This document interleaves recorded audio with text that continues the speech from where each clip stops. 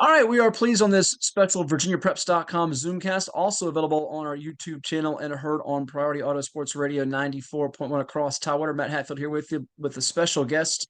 He is the head baseball coach of the Region 4A champion Smithfield Packers. They were not expected to make a big time tournament push, but as a number 6 seed, knocking off the likes of Grafton, Warwick, Jamestown, and another on the way to the state tournament in Class 4. We say hello and congrats to Coach Chris Nolan, whose team will be playing host to Mechanicsville in a quarterfinal game coming up on Tuesday. Coach, it has been a whirlwind of a season, I imagine, and it has to be sweet to be region champs going on to states.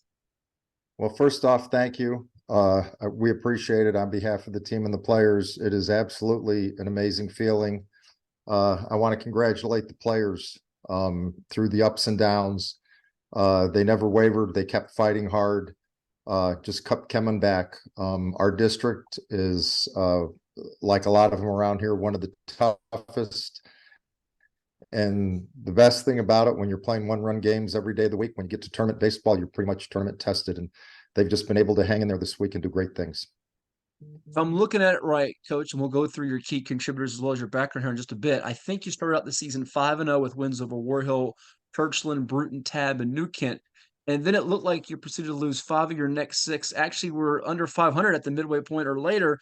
So now you're like I guess the equivalent of, if you're watching the basketball and hockey playoffs, the Miami Heat or Florida Panthers. You're the Cinderella story in a lot of ways, huh?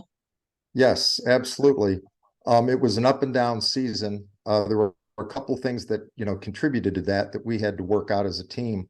But the thing that we never lost sight of for the players was through that, we had 7 one-run losses. And that just tells you, in those 7 games, it could have been one play one way or the other. We met with the team and we told them that the difference between being 5-15 or 15-5 comes down to two plays a game.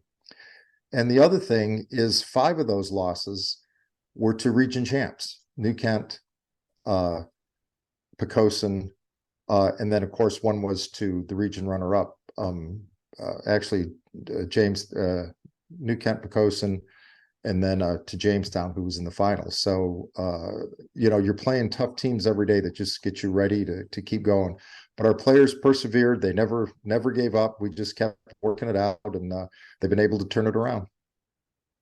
For you, what's the most enjoyable part of this whole process? Because, as you said, baseball it's a different game. It's a funny game sometimes, where you watch even the big league games, leads can evaporate quickly, and you see some of those trends turn around. I mean, last year in the major leagues, you watch teams like the Phillies and Padres get hot at the right time and make deep runs. What's been for you as a coach in this the most satisfying part? And knowing it's not over yet, you still hope to get 3 more wins and have a really special celebration. Well, the most satisfying thing has been seeing how the players have adapted to the adversity and developed and continued to grow, learning new things, challenging them every week, not getting down, but specifically watching them become better, first young individuals and then better ball players, where they're going out. I mean, if you think about it, monkey on your back, all due credit to Jamestown. They're a great team. We have a great rivalry. You lost 2 hard-fought one-run games to them, and then you're coming in and playing them.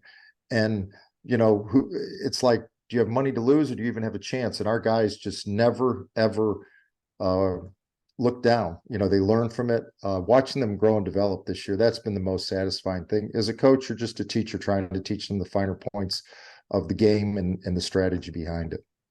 Those close games you've had that you've won here lately, beating Grafton in the tournament 4-2, also Warwick 6-4, and then edging out Jamestown and Bay River's rival for you 5-4. Give me a couple of key moments or players that stand out among those victories that propelled you onto the state berth. Well, probably the one player who has stepped up tremendously down the stretch has been Maddox Brown. If I remember correctly, he had a home run in the Grafton game. He had a home run in the Jamestown game when we're down 2-0. He hits a 2-run homer to bring us even. And I think as soon as he did that, it just level set our teammates, our team. They were all calm and cool, and they just had a positive vibe amongst them.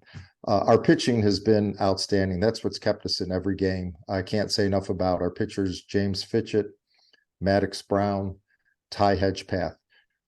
Together, along with Nick Santamora, I mean, our team ERA is under 2. Literally one-run games were in every game, and they're the guys who've really held it together. And then finally, probably the spark plug is our shortstop, Walton Bondurant. He was first team all Bay Rivers District. He's hitting over 390. I believe he was 16 for 16 in steals, but he's just a kid that does everything. He will give up anything, bunt.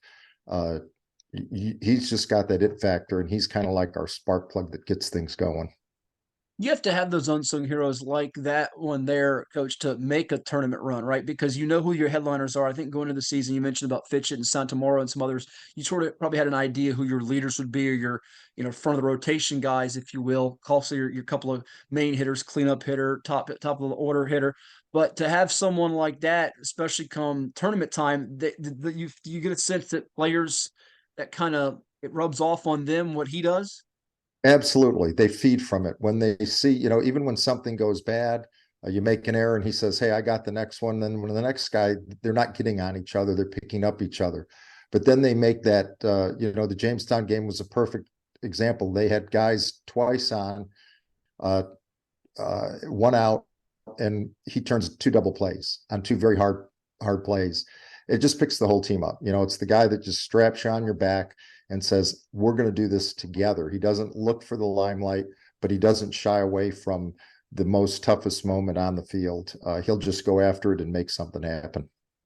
We're chatting with Chris Nolan. He's the head baseball coach of the Smithfield Packers, Region 4A champs from the Bay Rivers District, getting ready for a state quarterfinal coming up on Tuesday as they play host to the Mustangs of Mechanicsville. It's on Priority Auto Sports Radio 94.1 across Tidewater and beyond, also on our YouTube channel and zooming on VirginiaPreps.com. And Coach, let's fill the audience out there in on your background a little bit, your high school and college days, your playing days, if you will, and what brought you to Smithfield and Ham Country, if you will, Packer Country.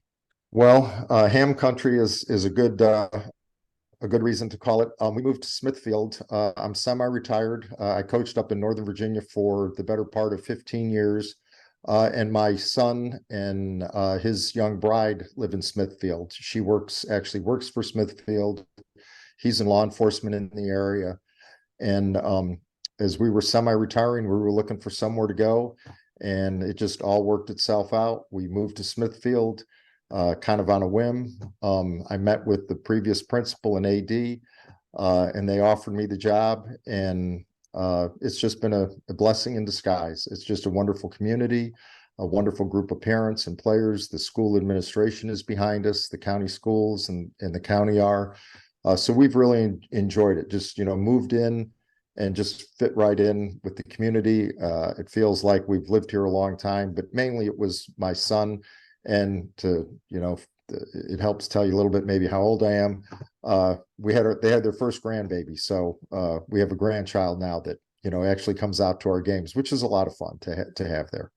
Congratulations. Always good to have pops and grandpops and then the old America's pastime, if you will, with baseball, no doubt about it. Now, where were you previously in Northern Virginia? Did you coach, teach at? Where were you at there I previously? was up at Falls Church High School Okay. in Falls Church. Prior to that, I worked out at Woodgrove High School in Loudoun County. And then I really started high school coaching at Chantilly. And prior to that, I was an assistant coach at Catholic University for 3 years.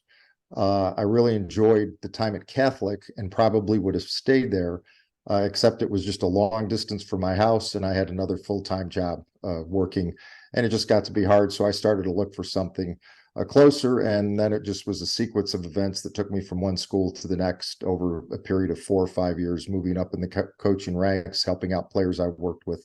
All great opportunities, all great schools. You mentioned just the loyal, passionate community and fan base there in Smithfield, and just some diehards that support all the various sports out there. What similarities and differences do you notice in the brand of baseball here across Tidewater and down there in the Bay Rivers at Smithfield in comparison to when you were previously coaching Northern Virginia? I know there's a lot of quality in both spots, but you notice more similarities, more differences. What have you seen from your keen coaching eye? Yeah, probably the biggest difference between the two is the players down here um, are much more, I'm going to use the word gritty. They will fight a little bit harder. Um, they're going to do anything you want. If you tell them to go run through the proverbial fence, they will go do it. Some of the players in Northern Virginia would ask you, why? That doesn't make any sense. They're probably the kids we had up there probably have more general skill overall, not to compare them, but I think the players down here just play with a lot more passion, heart.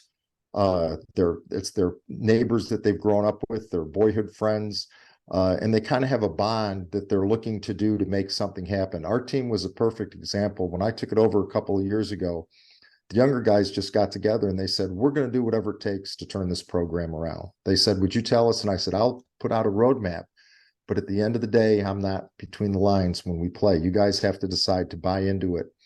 And they just did that, whether it was willing to give up their Saturdays, off-season days, just putting really in the hard work ethic. I guess the level of commitment. Probably the biggest thing you have up north is a lot of the travel programs have now become more dominant in terms of the kids' loyalties are divided, maybe, is what I was running to in my high school team up there. And I don't have any of that competition down here. These kids are committed to the program and committed to each other. How about from the collegiate level? Do you miss much of that, and what things and during that time help mold you and make you an even better coach from your perspective, looking back on it? Well, that probably was the great foundation that I had. And yeah, you absolutely miss it. 56 games a year, the bus rides with the players, you made friendships for life.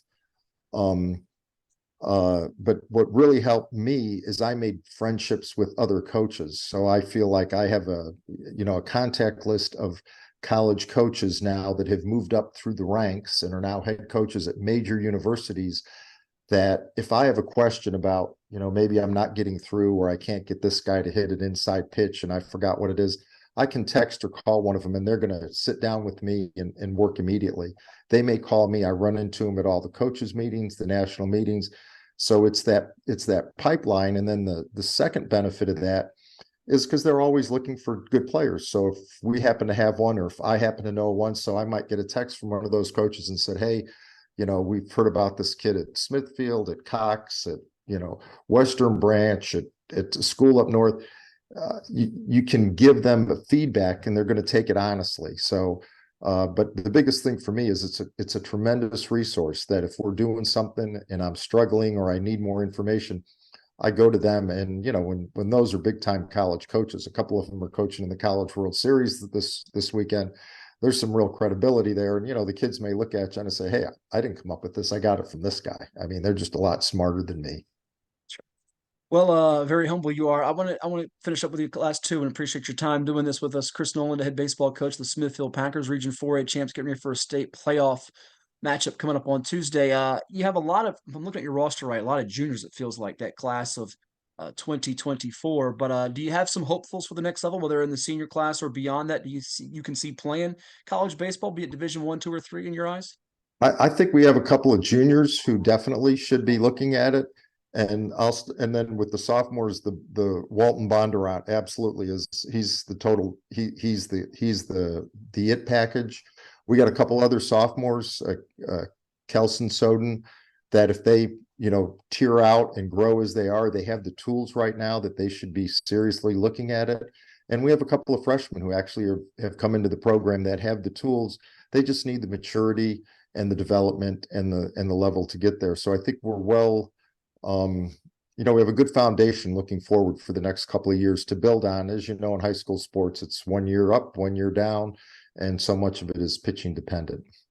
It is, and it's a constant evolving before our very eyes with social media and all different things that have gone on in the last few years as we watch things unfold. And lastly, Coach, exciting matchup coming up with the Mustangs of Mechanicsville coming in now. It looks like they had won 15 in a row before falling to a traditional state power and Hanover 7-3 in the region 4B final. I know a lot of people are looking at, the other matchups that could shake out come semifinal championship round, but as a coach, it's old cliche, but it's so true. You can only take it one game at a time, and the team in front of you, which is a very good region runner-up, coming to your place on Tuesday. Yeah. Uh, Obviously, everybody knows Hanover, as you said, a perennial state finalist contender. And Mechanicsville beat them twice in the regular season, just lost to them in the playback game, I guess, as you'd call it. So, and it just came down to it. My guess is it just was probably who ran out of pitching. So, I mean, the 15 wins in a row, you don't pull that off at any level in high school baseball without having a quality team, a quality coaching. Uh, it's just going to come down to, a barn burner, I'm sure, hard fought, uh, putting pressure on each other. Who can pull off something different or unique when you catch the other guy sleeping. But I expect it to be a tremendous contest, a great competition. I think our guys are in a good spot. The good thing is when you come in as a 6th seed and you get this far, you're basically, I told the guys we're playing with house money. People don't expect us to be here. So it takes a little bit of the pressure off.